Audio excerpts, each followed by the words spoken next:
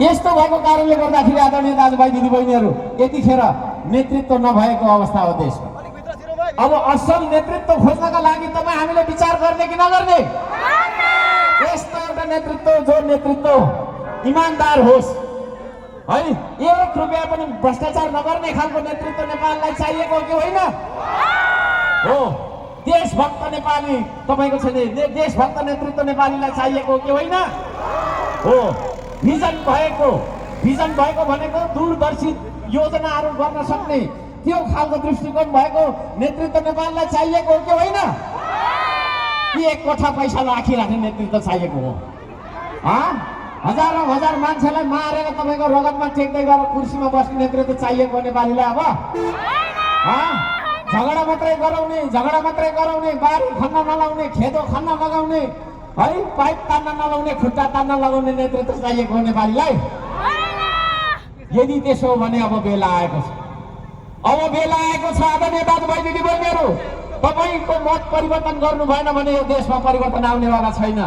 त्यसो भएको कारणले गर्दाखेरि यदि हामी परिवर्तनको पक्षमा उभिने मान्छे हौं भने, यदि हामीलाई परिवर्तन चाहिएको भने आदरणीय दाजुभाइ दिदीबहिनीहरू, अब हामीले मत परिवर्तन गर्नुपर्छ। त्यो सन्देश लिएर म यहाँ आएको कुरा यहाँहरू सबैजनालाई म निवेदन गर्न चाहन्छु। आदरणीय दाजुभाइ दिदीबहिनीहरू, सबैजनालाई म धन्यवाद दिन चाहन्छु। तपाईहरु उभिएर सुन्नु परिरहेको छ, तपाईहरुको खुट्टा कति दुखिरहेको होला भन्ने कुरा म महसुस गर्न सक्छु। तपाई घाममा यसरी हेरिराख्नु भएको छ मलाई, हैन? त्यो म महसुस गर्न सक्छु। त्यसो भएकै कारणले गर्दाखेरि मैले अन्तिममा बोल्नु पर्ने हुन्थ्यो होला, अरु कार्यक्रमहरुमा म सुरुमै बोले। अब म बोलिसकेपछि म तपाईहरुसँग फोटो पनि खिच्न आउँछु। फोटो खिच्ने हो? तपाईसँग नाच्नु पनि पर्छ, हामीले नाच्नु पर्छ पर्दैन?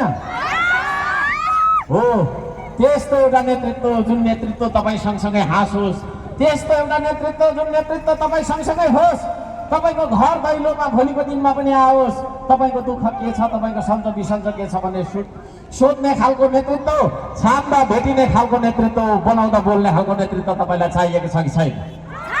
त्यसो भने त्यो नेतृत्व नै तपाईको चाहिँ श्रम संस्कृतिले लिएर आइराखेको कुरा पनि म जानकारी गराउन चाहन्छु। यहाँहरू सबैजनालाई हार्दिक धन्यवाद दिन चाहन्छु। तपाईहरुलाई चिप्लो बोलेर धोका दिने नेता चाहिन्छ कि रुखो बोल्ने तर झुटो नबोल्ने नेता चाहिन्छ?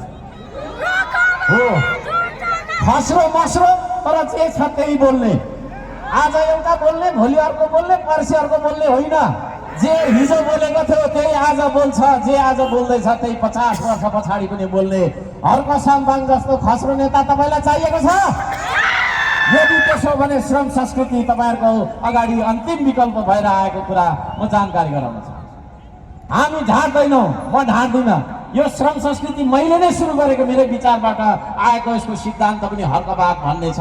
कतिले भन्छ हर्कबाद भनेको के हो भन्छ, विदेशी चामलको भात खानु पानी परेकोलाई स्वदेशी चामल पच्यो त? अलिक हाँसौँ न, अलि हाँसौँ न। विदेशी चामलको भात खान पल्केकोहरूलाई, देश बेची विदेशी चामलको भात खान पल्केकोहरूलाई स्वदेशी तपाईको छैन चामलको भात पच्छ? स्वदेशी विचार हो यो। त्यसो भएको कारणले गर्दाखेरि हामी आज जे बोल्दैछौँ, आजको 50 वर्ष पछाडि पनि हामी त्यही कुरा बोल्छौँ। ढाँट्दैनौँ, हामी ढाँट्न जान्दैनौँ। नढाँट्ने नेतृत्व तपाईलाई चाहिएको छ कि ढाँट्ने नेतृत्व चाहिएको छ तपाईलाई? त्यसो भएको कारणले गर्दाखेरि अब हामी त्यतातिर जान्छौँ।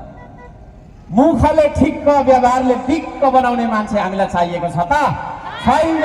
त्यसो भएको कारणले गर्दाखेरि हामी जे सोच्छौँ त्यही बोल्छौँ, जे बोल्छौँ त्यही गर्छौँ। श्रमदाताको एकजना श्रमदाता अगाडि उभिदिनुहोस्। यो श्रमदाताको टी सर्टमा अगाडि उता फर्किदिनुहोस्, बाँसतिर फर्किदिनुहोस्। अगाडितिर लेखिएको छ, देश सोच्न सकौँ म देश बोल्न सकौँ। हाम्रो सोचाइमा यो देश बाहेक अर्थ केही पनि छैन। र श्रम संस्कृतिमा आबद्ध हुनुहुने सबैजनालाई म भन्न चाहन्छु, तपाईँ जाँदा हुन्छ, श्रम संस्कृतिमा आबद्ध सबैजनालाई भन्न चाहन्छु, यदि तपाईहरु व्यक्तिगत स्वार्थ लिएर